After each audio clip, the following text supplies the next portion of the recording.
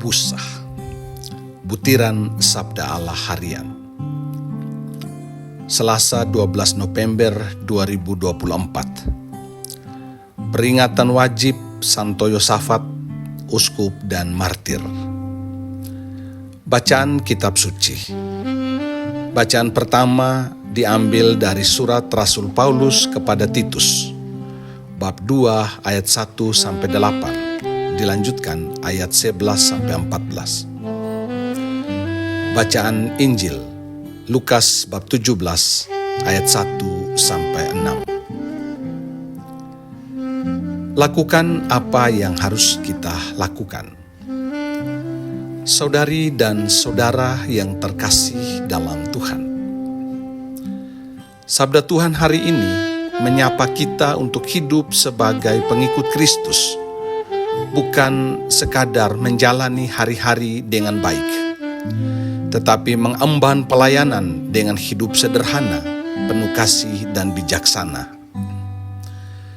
Pelayanan seperti ini hanya ada pada hamba yang melayani tanpa batas dan tanpa lelah.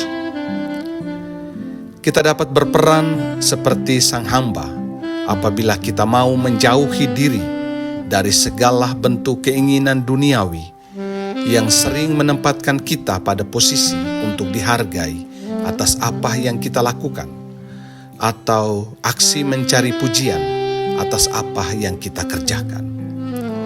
Padahal sebetulnya memang ada banyak hal yang harus kita kerjakan, karena kita merupakan generasi saat ini yang sudah ada dan masih ada. Kerja kita adalah terus mendidik generasi berikutnya melalui teladan hidup yang benar. Sebagai para lanjut usia, hiduplah dalam kasih dan ketekunan. Bagi para wanita harus hidup setia dan bijaksana. Dan bagi kaum muda perlu menjaga penguasaan diri.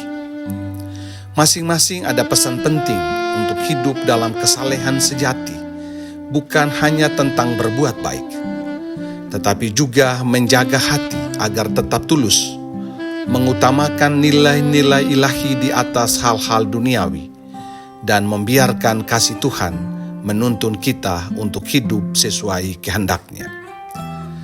Saudari dan saudara yang terkasih dalam Tuhan, di tengah dunia yang penuh godaan dan kefasikan, kasih karunia Tuhan menguatkan kita untuk hidup sebagai hamba yang tulus, rendah hati dan setia. Yesus mengajarkan ketulusan, kerendahan hati dan kesetiaan seorang hamba dan pelayan sejati.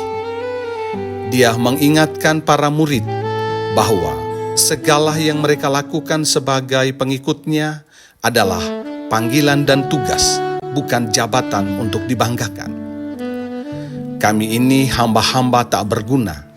Kami hanya melakukan apa yang harus kami lakukan, merupakan pernyataan yang menggambarkan sikap hati yang tulus dalam melayani dan melakukan pekerjaan apapun untuk orang lain. Yesus mengajak kita untuk melayani dengan sepenuh hati tanpa mengharapkan pujian atau penghargaan.